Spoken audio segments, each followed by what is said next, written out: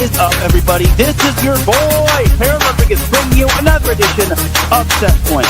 And as always, we have ourselves a jam-packed show as we have a lot of volleyball to discuss, such as Miracosta becoming CIS state champion. Now, does that give them the green light and the good to go to be the national champions? Or is there someone else that could be national champions? Spoiler alert, it's going to be Miracosta as the national champion. But they were the only ones that wound up winning CIS in terms of state. Modern Day, State Hill, and Modern Day Catholic also were CIS state champions in boys volleyball. Also, we have a little bit of pro volleyball to recap as we have the VLA championship weekend. Find out which teams wound up winning which division and which teams were able to get a little bit of a promotion. Also, we have the VNL starting this weekend, as well as the ABC, as the VNL will start tomorrow, as we give you all a little bit of a preview. So hand me a volleyball. That's next. Remember to this volleyball action here on Set Point. Teran Rodriguez bring you another edition of Set Point here on iSports Radio. Your feed for all that is sports.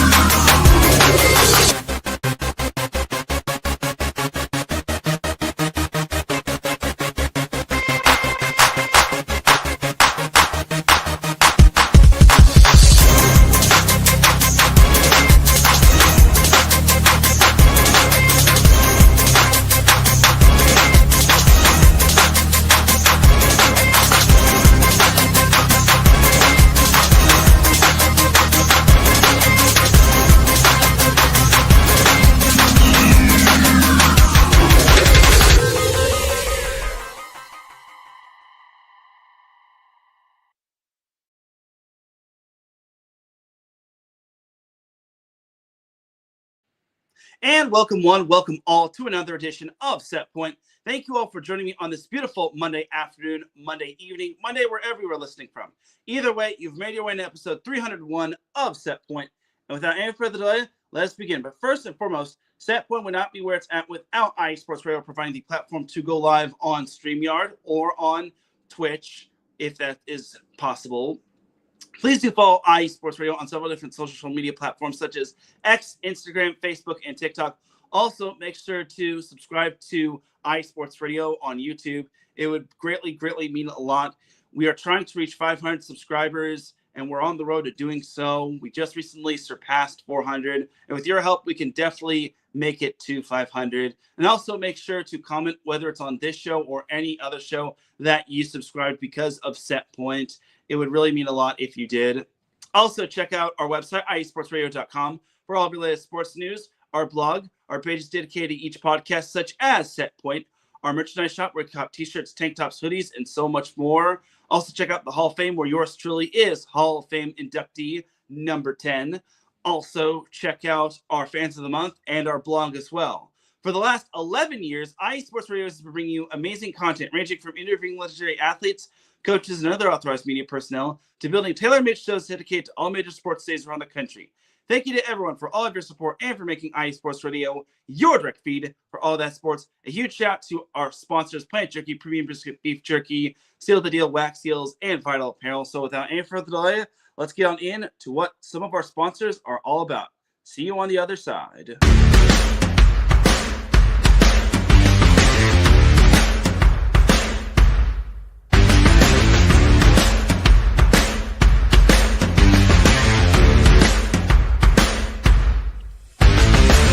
Hi, eSports Radio fans. This show is brought to you by Planet Jerky Premium Brisket Beef Jerky. Planet Jerky is the official jerky of the 2022 California League champion Lake Elsinore Storm, Single A affiliate of the San Diego Padres. This all brisket jerky has gluten-free options, contains no MSG, no sodium nitrate, is low in sugar, and high in protein. Go to their website at planetjerky.net and follow them on Instagram at Planet Jerky. Planet Jerky, the jerky that's on a whole other planet.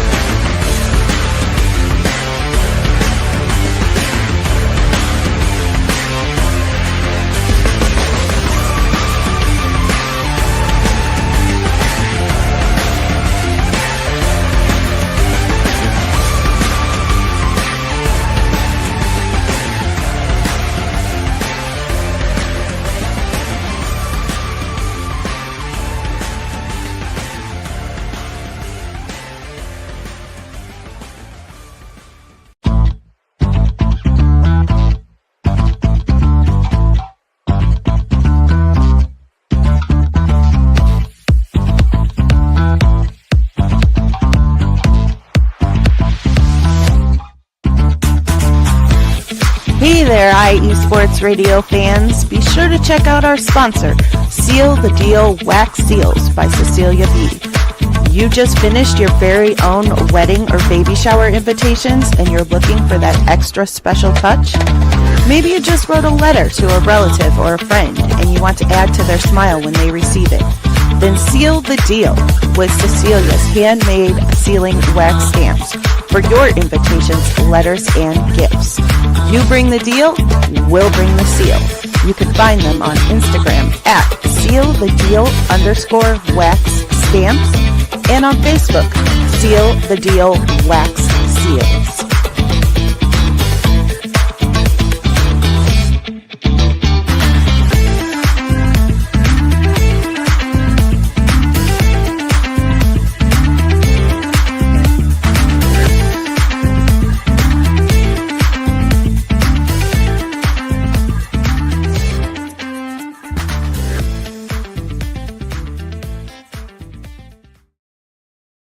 That's right, everybody. Definitely check out some of our sponsors. We'll have the other sponsors up and running in a little bit, but let's save that for a little later. But the way you can follow SetPoint on social media is on X, formerly known as Twitter, at set_point IE. And you can follow me personally at Teran Rodriguez 1. You can also follow me on Instagram at set_point IESR. I'm starting to get more active on there, so please try to help build up my following like you did on X, formerly known as Twitter as well. It would mean a lot if you did. So please definitely do so. I really appreciate it. And I really appreciate everybody who tuned in last week to last week's episode of Set Point. It was the 300th episode, and it really meant a lot to me that you all have been around here for the ride as well. I appreciate you. So without any further delay, let us get on into the volleyball action. So let's actually talk a little high school boys volleyball to start off the show. This is that last week was pretty much the last week of official high school boys volleyball, as we had the CIF State Boys Volleyball Championship. It's the first year we've had an official CIF State Boys Volleyball Championship. Last year, or in the previous years, we've had regionals, just the SoCal Regional and the NorCal Regional. But this year, we officially have a CIF State Boys Volleyball Championship, meaning it's SoCal versus NorCal. All this took place at Fresno City College in Fresno, down in North Carolina. And for those that don't know, it's basically the girls' side gets to host the Southern California State Championship. Or not, in Southern California, the girls get to host the state championship.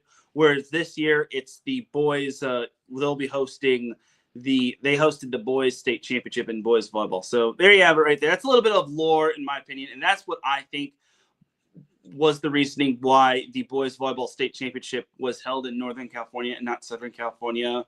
But I digress in that regard. So now let's go over the match. So to make things matter short, it was basically a SoCal sweep when it came to the state championship. So everyone's probably just interested in Division I, from what I know of. When it comes to like the lower divisions, I'll make note of them as well. But for Division I, Miracosta took down Archbishop Mitty in straight sets. So Miracosta was the number one team in the nation, but Archbishop Mitty, they weren't like in the 100s, 200s. They actually were a top 10 team. They're actually number 8 according to Max Prep. So Archbishop Mitty, talented team. They didn't look bad.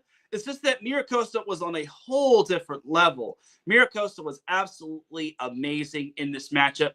The first two sets, it was a little bit tight to start off, but then Miracosta was able to use a run at any sort of the set past single digits to basically run away with the set. Like the first two sets weren't relatively close.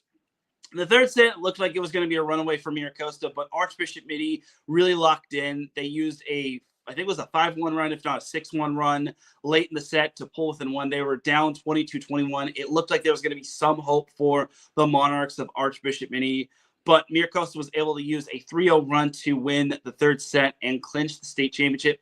Now, what does this mean for Miracosta? Well, for starters, this might be one of Miracosta's better teams. I know they won CIF in the SoCal Regionals and pretty much the national championship back in 2021 post-COVID, But I will say, I think this Miracosta team might be one of their best because this year's team was so senior laden and so stacked with talent. I mean, you obviously had Grayson Bradford, you had Thatcher Fallbush, who I know put down 9 kills.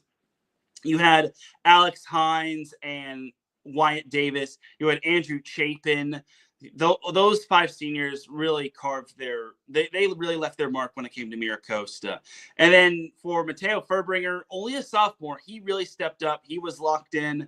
And then Justin Warner, the libero, he's only a junior. He'll be back for Miracosta.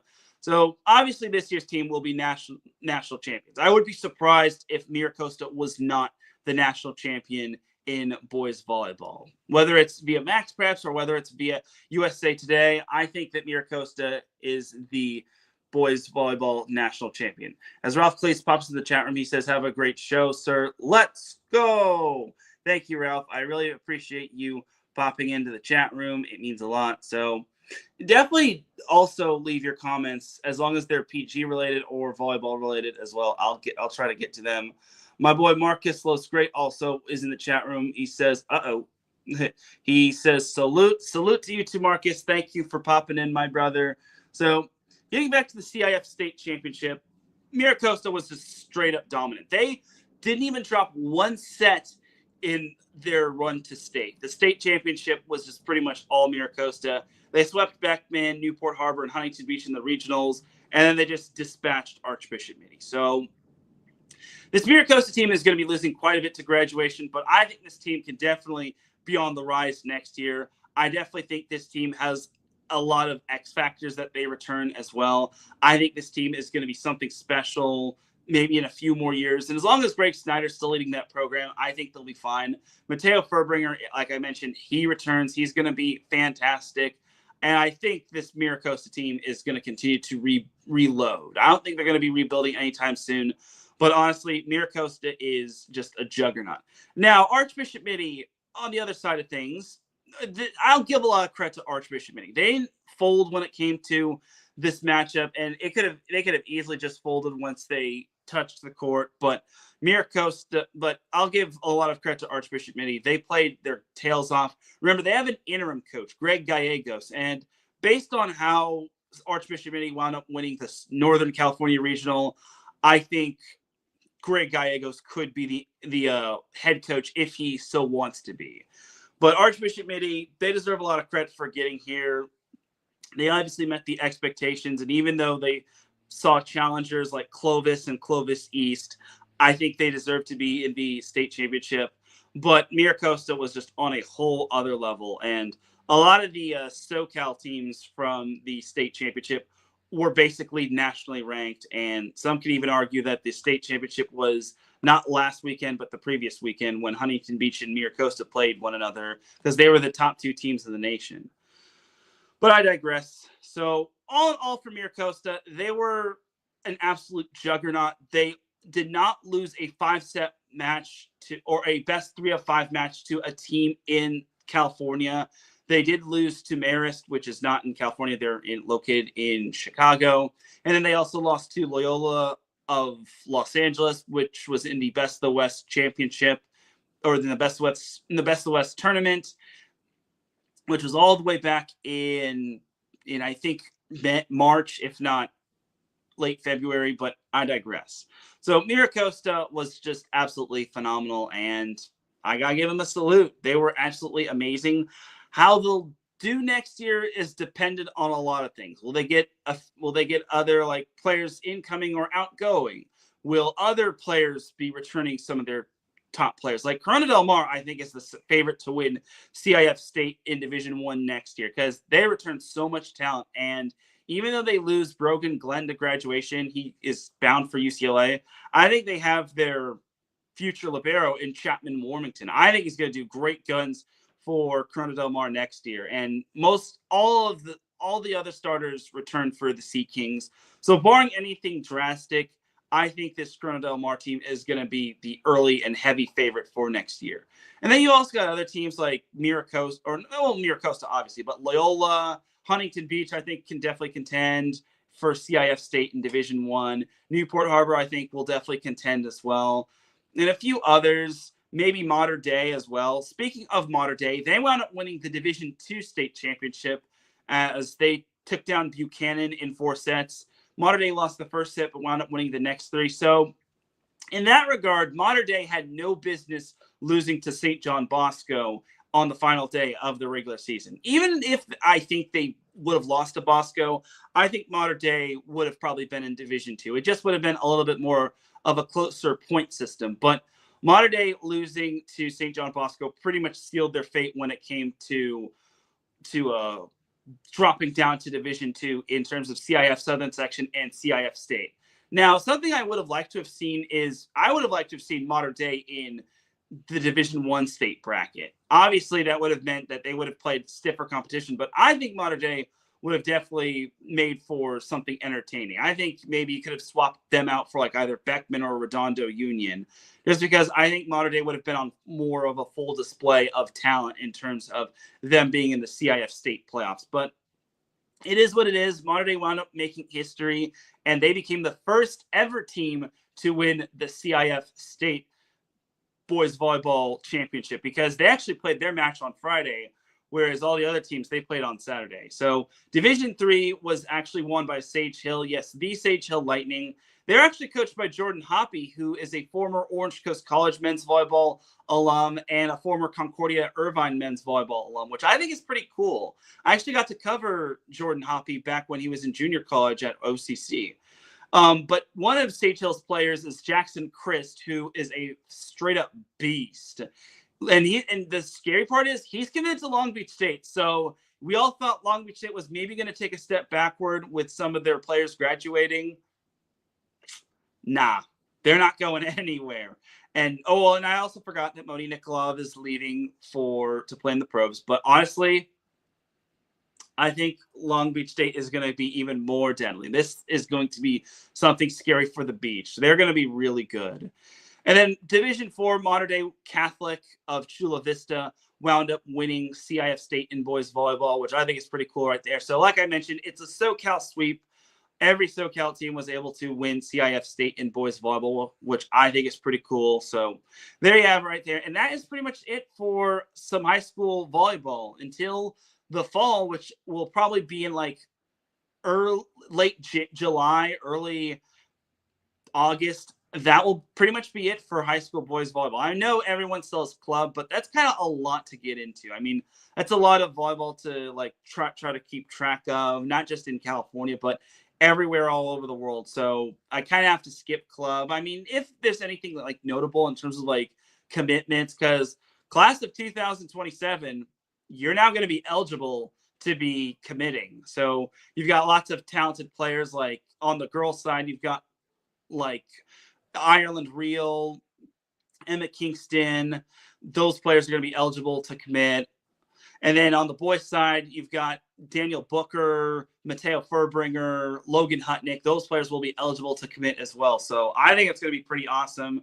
And the class of 2027 is loaded with talent, not just on the boys' side, but on the girls' side as well. So keep an eye on that class of 2027 when it comes to all that. But that is pretty much that for high school boys volleyball and high school volleyball in general. Brian says, welcome, Teran. Thank you, Brian, for popping into the chat room. It really means a lot. All right, but with that being said, let's get on to some other volleyball action. So there's the volleyball league out there that I try to cover, but there's like so much volleyball happening. There's NCAA men's volleyball happening, NCAA beach volleyball happening.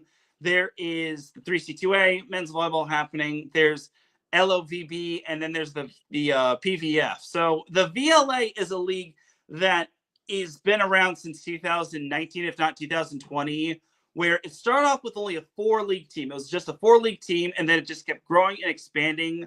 So I think that was pretty awesome. They crowned their first champion in 2020 during the pandemic, which I think is pretty nice.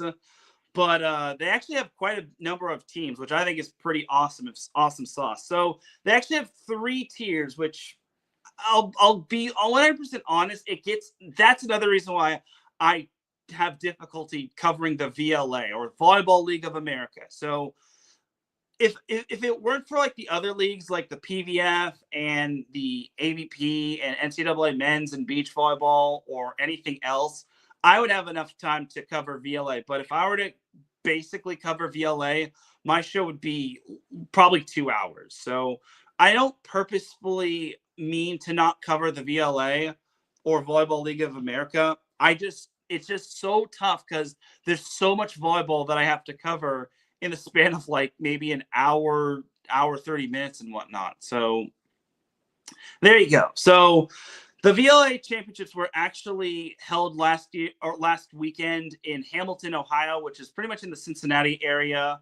So there's 3 tiers when it comes to the VLA championships. There's the men's tier 1, there's the men's tier 2, and then there's the women's. And then for there's also this weekend was the promotion. So it's kind of like relegation. So let's say you're a team in men's tier 1, you have the chance to be promoted to men's tier 2 and so on and so forth. So that's basically how I look at it. It's like relegation in like some of the pro soccer leagues and relegation in like the pro volleyball leagues and whatnot. So there you go. But as for everything that happened in the VLA championships, in terms of tier 1, you had New York LVC being the champion in tier 1, and then VLA men's tier 2, you had the Sun City 9 or Sun City IX, and then in the VLA women's champions, you had Sun City IX or Sun City 9, which I thought was pretty nice as well. So Sun City basically took 2 out of the 3 championships, which I think is pretty awesome sauce. And I think by winning the VLA men's tier 2 championship, then they get promoted to men's tier 1, which I think makes a whole lot of sense, but I digress. So there was pool play over the weekend. I don't really want to go through all of the pools, so we're just gonna like fast forward all the way up to the championship match. So we'll start off with the men's tier 2 champion. Well, actually no, let's start with the women. So the women's championship was between Sun City IX and the DC Dynasty. Some of these VLA names are so goated. So before I continue on with that, there's team names like the Chicago Icemen, which I think is a really cool name, no pun intended. You have the Ohio Valley Unicorns, the Boston Bounce, which were last year's VLA men's tier 1 champions. You had the Indiana Team Pineapple, who actually originated in the NVA, fun fact. Then you got the Phoenix Ascension, New York LVC. And then some names are pretty much amazing. Like the Ke Aloha Ancients, that's a legit name, especially if you're a Hawaii fan. This one has to be my favorite name. I think it's the Beer City Brewers. That's their name, the Beer City Brewers. Honestly, that might be the most goated name when it comes to the VLA. Whoever thought of that is a freaking genius. So bravo to whoever thought of the Beer City Brewers. Then you've got the Steel City Surge, which I imagine hails from Pittsburgh, which I think is a pretty godlike name. Okay, maybe godlike's a little extreme, but that's still a pretty amazing name right there. And then you've got Naptown Nitro. Then you've got Mesa Los Muertos. And that's just a few of the names that I'm going over, but I digress in that regard. So to the women's championship match, we had Sun City IX taking on the DC Dynasty. And long story short, Sun City IX or Sun City 9, they pretty much went to town against the DC Dynasty. Now remember, DC Dynasty, for those that did actually watch this, the matches were televised or streamed via the VLA's YouTube. So it's kind of like the NBA, except the VLA is pretty much going on right now, but I digress. So anyway, so all the matches I pretty much tried to catch to the best of my ability. The DC Dynasty went undefeated in pool play. So there was only 4 teams. It was only a 4-team championship. It was the DC Dynasty, Sun City IX, you had the Phoenix Ascension, and then you also had the 630 Breeze, which, again, another amazing name right there. But Sun City IX, or Sun City 9, and DC Dynasty made it to the championship, and Sun City 9 was able to sweep their way. The sets weren't ultimately close. I thought the sets were pretty one-sided. I thought Sun City 9 was absolutely amazing. In my opinion, I thought they just went to town against DC Dynasty. I'm not sure if it was fatigue or anything of that sort, or maybe DC was missing one of its top players, but I will say Sun City just looked like the team I thought they would be. And that's no disrespect to the DC Dynasty. I thought DC was absolutely amazing in pool play, but I think they just played a lot of extended matches, more than they should have played, and then they just couldn't fully recover and fully get rested for the matches for Championship Sunday. So I think for DC, they don't have anything to hold their heads down about, but honestly, I think Sun City was just absolutely amazing. So congrats to Sun City on becoming the VLA Women's Champions.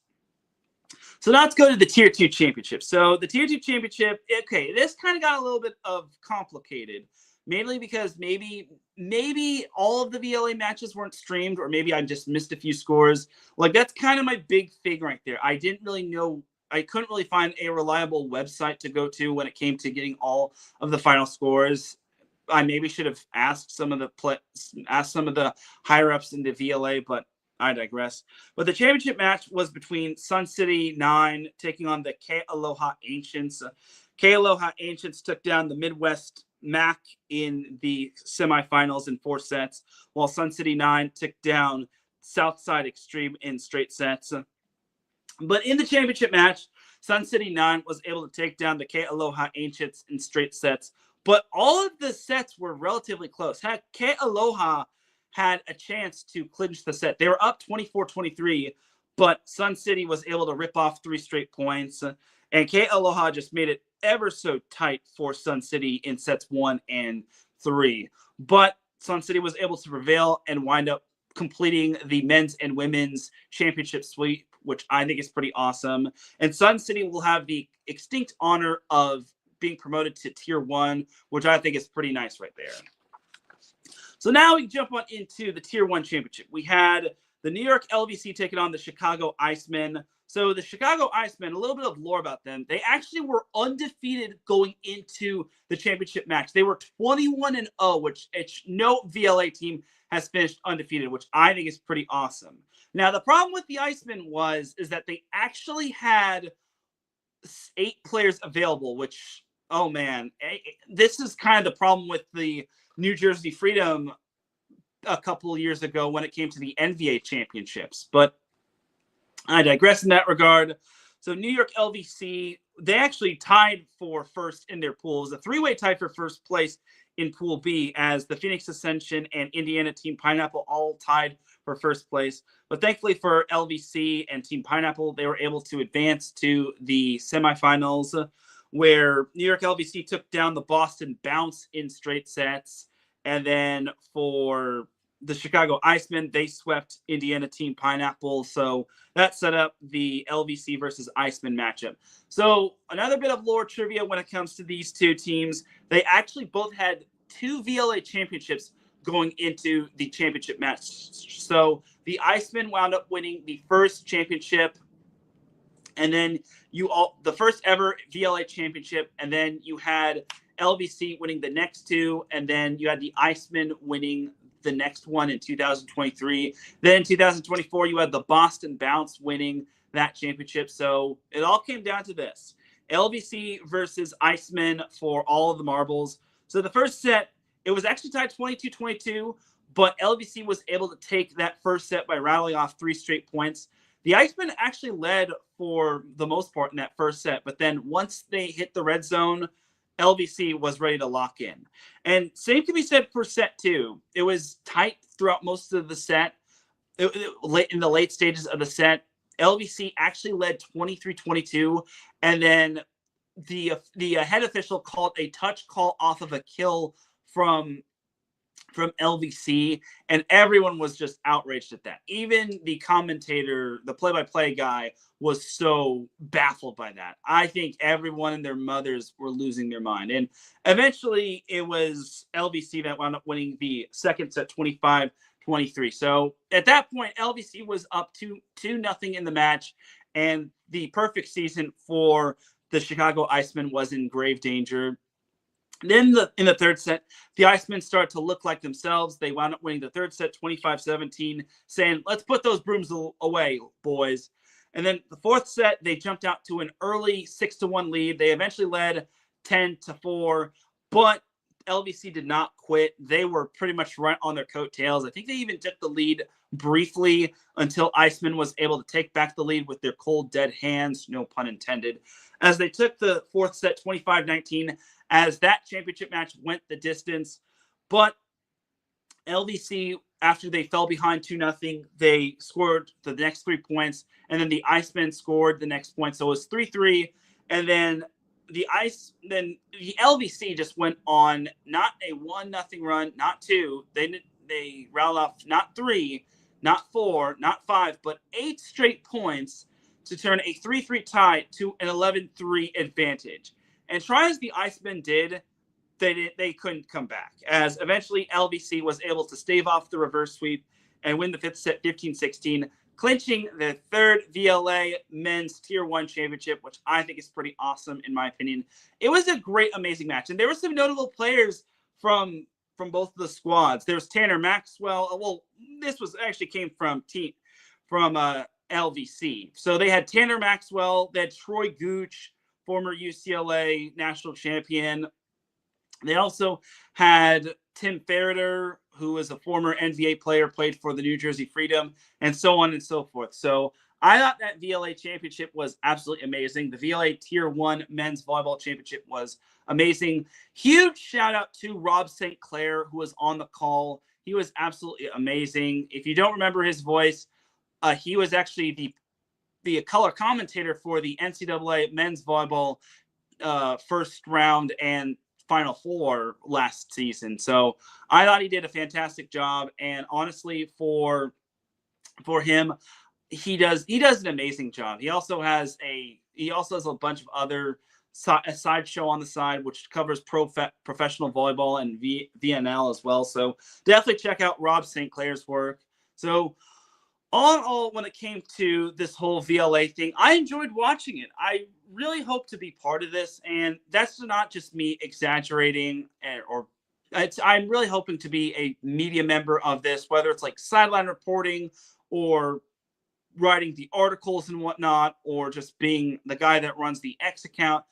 I really want to be part of this league. Now, my only concern is for being a part of the VLA is it goes from city to city. So it's not like the NBA where it's just all located in Long Beach. It bounces from city to city. It can be on the East Coast. It could be on the West Coast. It could be on the Midwest. It could be in the North, and so on and so forth. So I'm hoping I can get a good word from the VLA, and then I can cover it next year, just because I really want to be part of a professional men's volleyball league, especially this one. I think I might have been the only volleyball content creator to basically cover this. I know there was a few others that like posted content when it came to this, but I think I might have been the only person to like make note of the VLA championship. I know there were, like I said, a few others that posted highlight clips and that were actually at the match. But honestly, I think I might have been the only content creator volleyball-wise that even was like posting about the VLA or making note of it on my Instagram or on X or anything of that sort. So all in all, for the VLA, it needs to be grown more. It needs to be grown more, and I think we got to grow the VLA so it can continue to thrive, so no one like gets the urge to like not have it. Like, I feel the VLA is the only men's league with, I feel it's got some money, but there's not one professional men's volleyball league with money around. So it's not like the NBA or anything of that sort. So back in those days, but the VLA is the only men's volleyball league out there. And I think we got to get behind it. We got to get behind the VLA. We got to continue to make it grow, promote it, because it not only has a men's league, but a women's league as well, which I think is pretty awesome sauce. So we got to continue to grow the VLA and whatnot and make sure that it thrives and survives and whatnot. So that's kind of the reason why I dedicated the title of this show to it, because it's hip, hip, hooray for the VLA. Otherwise, I wouldn't be talking a whole lot of this. I think this show would just be just the VNL and then me previewing the AVP and then talking a little about high school boys volleyball and whatnot. But the VLA gave me something to talk about, which I think is pretty awesome sauce, if you ask me. But I hope to fully cover it next year, whether it's in person or whether it's remotely. I really want to cover it in person. So a lot of dreams can happen, and I'm not going to give up until this dream comes true. So there you have it right there. That's going to do it for the VLA portion of the show. We're actually going to take a quick little commercial break. When we come back, we're going to close out the show with a preview of the AVP League 2, the AVP League Week 2, and then the preview of the VNL Women's Week 1. So keep it locked here. You're listening to Set Point here on iSports Radio, your direct feed for all that sports. We'll be right back after a word from our sponsors. Rise and shine. It's 4 a.m. The stars are still out. The sun is beneath the horizon, but it's time to punch in and go to work. The comfort of your warm-ups turns into the grinding out of your reps as the clinking and the clanking of the plates create a symphony of euphoria. There's no other feeling like it. Earn it, burn it, and take what's yours. IE Sports Radio has proudly partnered with Vital Apparel, a brand that not only fits great, but also promotes and donates to mental health research. Use our code IESR to get 15% off their comfortable and inspiring gym wear and help them on their amazing journey to support mental health. Go hard, take part in your iron therapy, and be strong. Because when your mental health is as strong as you are, there's no telling how far you'll go.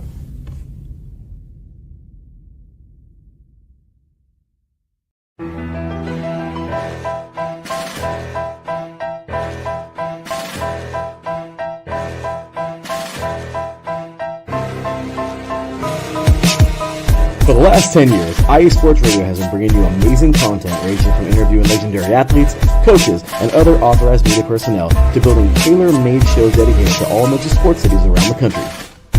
Make sure to follow us at IE Sports Radio on X, Instagram, Facebook, TikTok, and YouTube to keep up with the latest in sports and with all of our shows. Also, make sure to check out our daily updated website at iesportsradio.com. At iesportsradio.com, you can see our daily show schedule and check out all of our show pages with personal bios to learn a little bit more about each of our awesome hosts. In addition to our show pages, you can catch the iSports Radio blog, Hall of Fame, Fans of the Month page, and our merchandise shop including t-shirts, tank tops, caps, long sleeves, hoodies, and more. For now over a decade here at IE Sports Radio, we've continued to be by the fans, for the fans, and we thank you all for your support and for making IE Sports Radio your direct feed for all that is sports.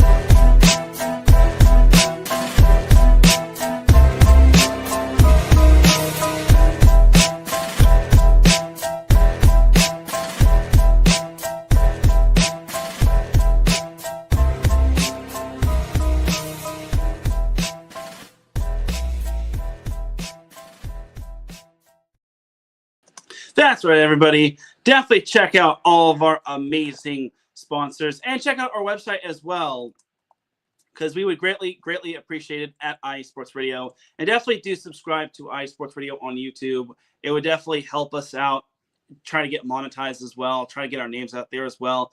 So with that being said, welcome back to the last part of Set Points, episode 301, here on IE Sports Radio, your direct feed for all that sports. So we're actually going to talk a little bit of some AVP action. So the AVP is in week 2, so there's no tournament this week, but there is week 2 of its league. So we're just going to make this pretty short, if you ask me. It's week 2 of the AVP league is going to San Diego. So as much as I would really like to go to this event, unfortunately, I will not be able to just because it's pretty far from my tastes and whatnot. But it will take place at the Viejas Arena in San Diego. So the schedule is as follows. This Friday at 6 p.m. Pacific time, you've got the women's match between the LA Launch and the Dallas Dream. And then the men's match follows that.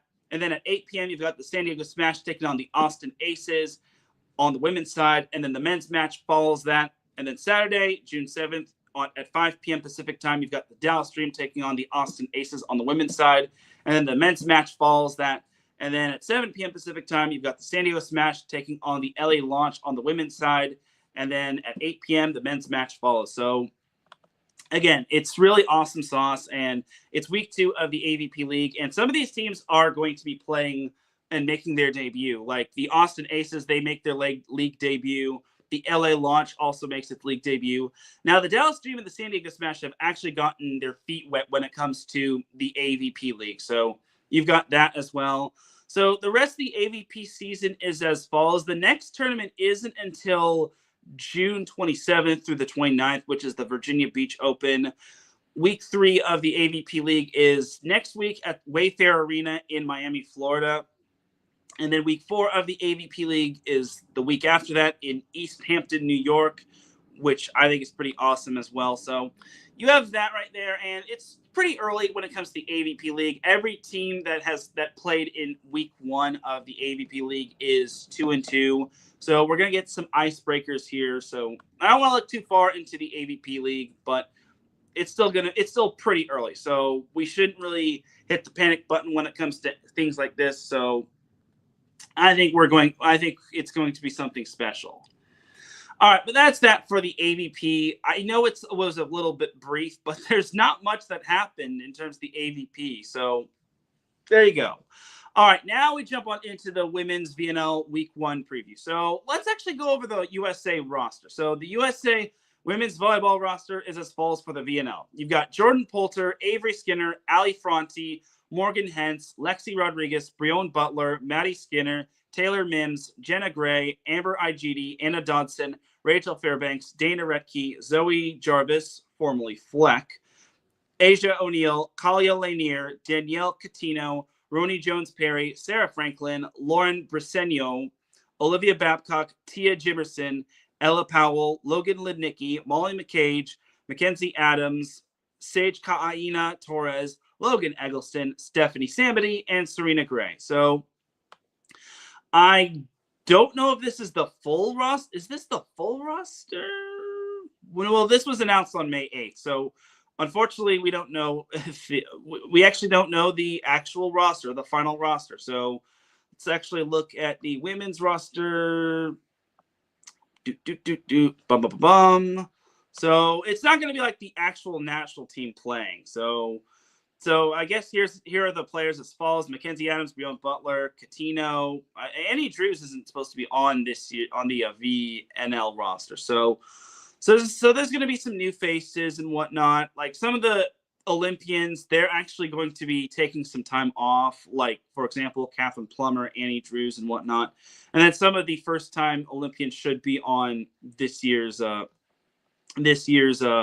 VNL team, which I think is pretty nice as well. So yeah, the VNL will actually take place in Rio de Janeiro, Brazil, which I think is pretty awesome sauce if you ask me. So USA Volleyball has so the competing teams are as follows: the United States, Brazil, the Czech Republic, Germany, Italy, and South Korea, which is pretty solid as well. And then there are other teams that are partaking in this whole shindig as well, which starting off tomorrow will be France versus Turkey. And get out of here, you stinking pop-up. So yeah, France-Turkey starts off the whole VNL, which I think is nice. Then Wednesday, you've got Thailand versus Poland, China versus Belgium, Netherlands versus Japan, USA versus Italy, which is a rematch of the gold medal match from the Olympics, which I think is pretty cool. Dominican Republic, Serbia, Czech Republic versus Brazil, Bulgaria, Canada, Korea, Japan, which concludes Wednesday's matches. Thursday, you've got Belgium, Thailand, China, Poland, Bulgaria, Dominican Republic, Germany, Italy, Canada, Netherlands, USA, Brazil. Oh boy, God, that's a tough start for USA. You've got Italy, then you've got Brazil, especially when they've got a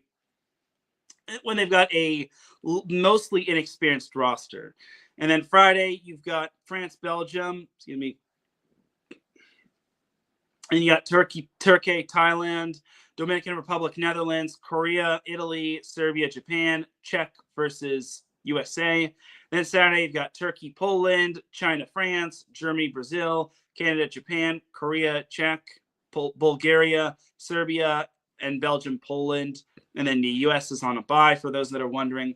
And then Sunday, you've got France, Thailand, China, Turkey, Brazil, Italy, Dominican Republic, Japan, Czech, Germany, Bulgaria, Netherlands, Korea, USA, and then closing off, we've got Canada versus Serbia. So there you have it right there in terms of the VNL schedule. I really want to see the U.S. which players the U.S.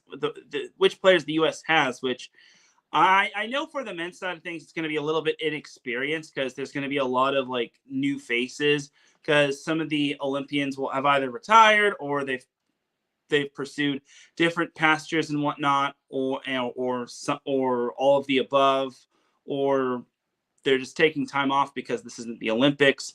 So here, their roster could. So this is their roster.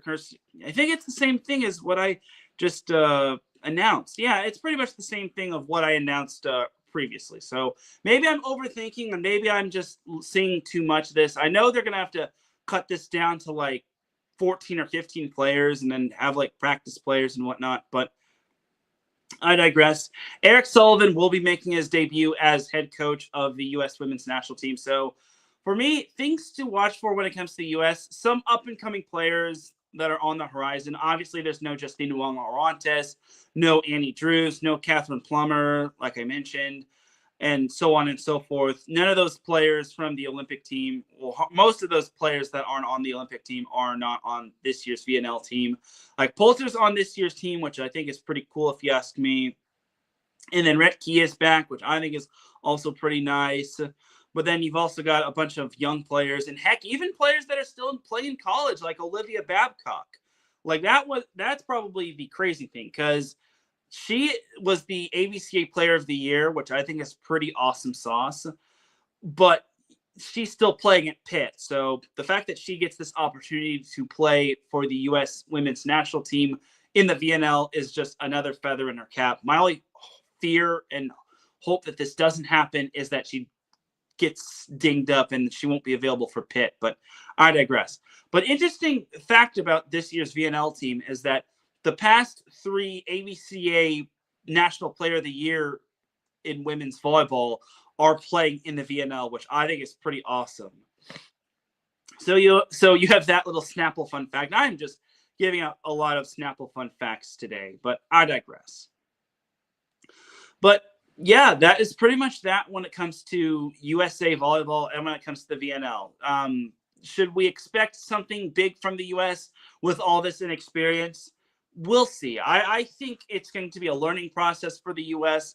I think the U.S. can definitely win some games. I think they're going to struggle early on under new head coach Eric Sullivan, but I definitely think they've got a lot of upside to their team. I think they can definitely do some damage. And I think this is going to be a great opportunity for the young players to get their feet wet and to basically play in a hostile environment that is Rio de Janeiro, Brazil. So I think it's going to be pretty cool if you ask me, and I think it's going to be a fun time. I think U.S. fans should not expect anything eye-popping. Like, they're not going to be world beaters, but at the same time, I think they're going to be I think this is going to be really fun to watch, and I can't wait to see the player development. So elsewhere on the roster, you also have Brandon Taliaferro, who actually announced that he's stepping down from his assistant coach position from UCLA men's volleyball to be a full-time assistant on the women's national team. So he's on the roster. He's the second assistant coach behind Mike Wall. Then you've got Taiba Hanif Park, the San Diego Mojo head coach and former Long Beach State great. Then you've got Joe Trinsey, Rob Browning, and then you've got the team doctors and so on and so forth. So, oh, and by the way, performance analyst is Virginia Pham, formerly of USC, which I think is pretty awesome. She's really awesome at her job, and she's just an overall down-to-earth person. So there you go. So overall, let's actually take a little bit more of a deeper dive when it comes to the VNL schedule, and then I'll send you all on your way. So let's just backtrack here a little bit. And so on and so forth. There we go. Okay, so France, Turkey. I want to say this could be a good matchup to start the VNL, but honestly, I think Turkey is going to should win this one fairly easily. I can't imagine Turkey not winning this one. But maybe I'm going to be wrong. Maybe France will surprise me, but I just think Turkey is a whole different beast. Then Thailand, Poland, maybe it can be a good matchup. I don't know what to expect. China, Belgium, maybe that could be a good matchup. China, I know, is relatively good year in and year out, but I don't know. Then Netherlands, Japan, I think that could be a decent matchup. I think that could be a very good a pretty underrated matchup, if you ask me, because Japan is always, to my knowledge, has always been pretty decent. And when I saw Netherlands, I knew they were pretty solid as well. And then USA, Italy, that obviously is kind of the headliner just because it's a rematch of last year's gold medal match from the Olympics. Then you got Dominican Republic, Serbia, Czech Republic versus Brazil. I think Brazil should probably win that one. Then you got Bulgaria, Canada. I doubt it. I know there are going to be some former NCAA players or current NCAA players on there, but I think Canada could win that one. I don't know. Then you got Korea, Germany. That one could be a sneaky good matchup, but I can't fully be sure about that one. Then Belgium. And then looking at day three technically, USA, Brazil is obviously the headliner. Canada, Netherlands, I think, can be a good one. Germany, Italy can also be a good one. China, Poland, that could also be a pretty darn good one as well. So there's that. And then France, Belgium, I think that could be a pretty darn good matchup just because I want to say those are like rivals, if not close to rivals or near area rivals, but I digress. And then Turkey, Thailand, maybe that could be a good matchup. And then you've got, that's pretty much it. Maybe Serbia, Japan, because Serbia is, when it comes to VNL, Serbia always seems to do pretty darn good, and they always seem to overachieve. By the way, not all of the Rio de Janeiro is hosting the VNL. You've also got Canada is also hosting it in Ottawa as well. So there you go. And then June 7th, which is Friday, or I'm sorry, that's a Saturday. Turkey, Poland, that's going to be a good one. China, France, never mind. I was going to say China, France maybe can be a good one. Germany, Brazil can also be a sneaky good one. Canada, Japan, sneaky good one. And then Sunday to close off week one of the women's VNL, you have Brazil, Italy. That's going to be a very fun matchup. And then Serbia, Canada, I think can kind of be a good matchup. And I want to say it's Korea that's lost, that had that long losing streak in the VNL up until last year when they finally snapped it. But I want to say there's one team that is like on the borderline of being relegated in terms of the VNL on the women's side. Sorry about that little hiccup, but look for teams to like try to do their best so they don't get relegated. And then you've also got the Challenge Cup as well, which is kind of like the lower level version, the lower tier version of the VNL, which is basically just out for promotion on who gets promoted to the VNL. Because I'm pretty sure the worst team from the VNL gets demoted to the Challenge Cup, and then the best team from the Challenge Cup gets promoted. So it's like I said, it's like relegation when it comes to like the VLA and all these other pro soccer leagues. But all in all, for the women's VNL week 1 preview, you have a lot to look forward to. It's basically going to be the volleyball the main source of volleyball now that VLA is done, NCAA is done, high school is done, even though I've been told a lot of people don't like to watch high school. But I'm one of those people that do like to watch high school volleyball just because those are the future. That's the future of all these volleyball teams and whatnot, whether it's 4-year or professional. So there you go. But that is pretty much that for the VNL in terms of the week 1 preview. So there was actually one more volleyball event that actually happened this past weekend, but it wasn't anything ultimately big. It was like a four-man beach volleyball tournament that was held in Houston, Texas. And former Set Point guest and good friend of the show, Nick England, was actually on the call when it came to that. So when it came to this, I forget the name of it, as I think it's like CVC, C versus C, 4v4, something like that. It's a CVC 4x4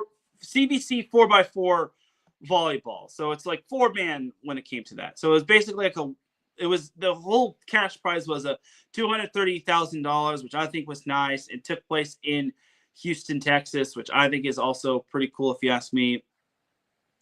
So in first place was North Carolina. So yeah, they actually don't post their team. Yeah, they didn't really post their players and whatnot. So where I'm getting this from is volleyballlife.com. So big shout out to that. Without it, I would be helplessly lost. But I digress. So North Carolina, that had Team Taylor on it. Taylor Sander, Taylor Crabb. I think it also had Phil Dalhouser, and it also had Trevor Crabb. So bottom line is this. That team was goated. There was no way Taylor Sander, Taylor Crabb, Phil Dalhouser, and Trevor Crabb were not losing, because three of those 4 players were Olympians in beach volleyball. And heck, I want to, and Taylor Sander was an Olympian in indoor volleyball. So there was no way that team was losing. So God, that's like unfair. Like who approved of that? Like that's almost as bad as the 4-man in Newport Beach allowing Taylor Sander and Taylor Crabb to do that. So, and North Carolina didn't even lose a set throughout this whole tournament. I mean, San Diego came close and Laguna came close. I imagine that's Laguna Beach, but honestly, no avail.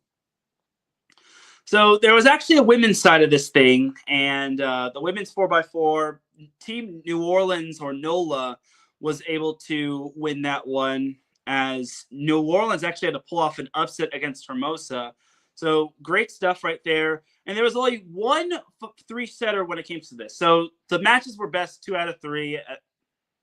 Sets 1 and 2 were to 21 points with no cap, must win by 2. And then the third set was to 15 points with no cap. But there was only one 3-set match when it came to the women's side of things. And I think there was only one there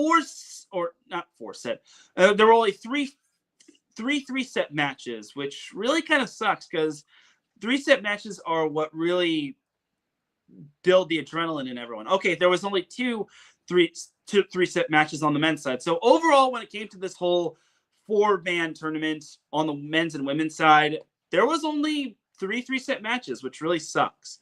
But it is what it is, and sometimes that's just how it's supposed to be. But Team New Orleans, I know that I can't remember the exact players. I know San Diego, which was the runner-up, had like Kennedy Coakley and Ashley Pater, and I think they had one more USC player, but I'm not entirely sure on that one. But Team New Orleans, that had Devan Sowers and Carly Can and so on and so forth. So again, there weren't any players. The database isn't really showing me any players, which really sucks, but it is what it is, and so on and so forth. So I think this is a pretty fun event, and I don't know if they're ever going to have another tournament like this in the near future. If it does, then I'll be sure to try to be more locked into that, but I can't fully guarantee anything. I can't guarantee it like Charles Barkley, but I digress. But I just wanted to make note of that, just because the former Set Point guest, Nick England, was on the call when it came to that. And it's volleyball. It's not the most glamorous volleyball, just because people are a little iffy about 4-man, but it's volleyball. When it comes to volleyball, I will cover it to the best of my ability. So there you go. But that's going to do it for this week's episode of Set Point. A little bit shorter of an episode, I know.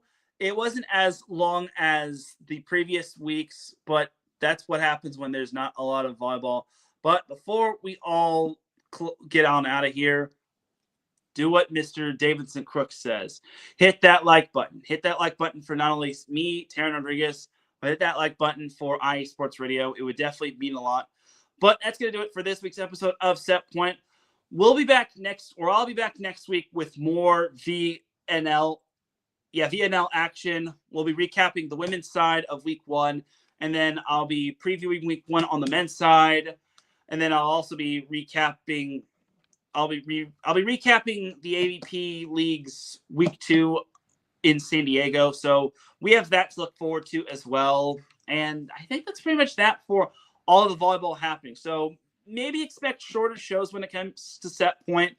but don't expect like a longer, like an hour and a half, unless I get like a guest and whatnot. But for everyone here at IE Sports Radio, this is Teran Rodriguez signing off. Have an amazing week of volleyball. Enjoy all the volleyball action, whether it's a repeat of all the volleyball matches or whether it's on volleyball TV if you have it. And I will see you next week for another episode of Set Point. Have a great weekend, everybody. Peace.